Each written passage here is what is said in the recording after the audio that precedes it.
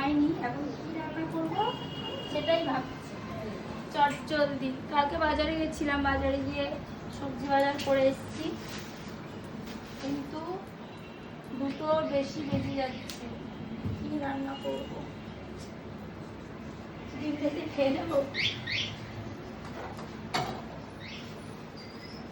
শাক আছে, শাক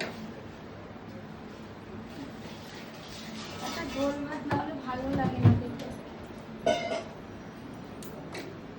ডাল দিয়ে আম খেতে ইচ্ছা করছে, কিন্তু ডালটা এত বাজে এনেছি, মানে ডালটা আমার সেদ্ধ হচ্ছে না। এখন ডাল প্রেশার কুকারে দিয়ে, প্রেশার কুকারের ডাল খুব একটা আমি ভালোবাসি না, লোদ লোদ টাইপের হয়ে যায় তো, তাই খাই না। এই ডালটা খুবই বাজে, ডালটা নিয়ে যাবে, যতটা খেয়েছি ততটাই থাকবে, মানে নিয়েছিলাম 1 কিলো, বলুন যতটা আছে সেটা রাখো, তাই না? আর সেই ততটাই ডাল দাও।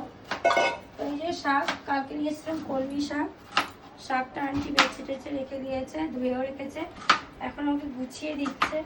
ওটা আমি বসিয়ে দেবো আগে, পাতান্ত খাবে। আর যেহেতু লেটে উঠেছে, ওদের এমনি টুকটাক খাওয়া হয়ে গেছে। কালকে দেখো বাজারও আমি মানে এনে গুছাইনি কালকে, এই যে কালকে আর বাজারটা আবার গুছানো হয়নি, বারও করা হয়নি।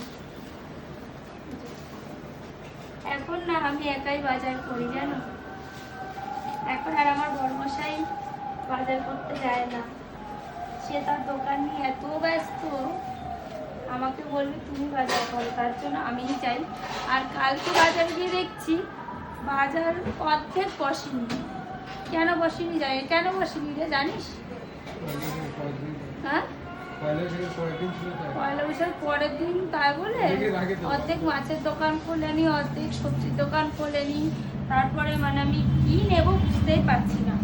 তারপরে এইগুলো নিয়ে এসেছি, এমনি ঘরের টুকটাক সবজি তো আছেই।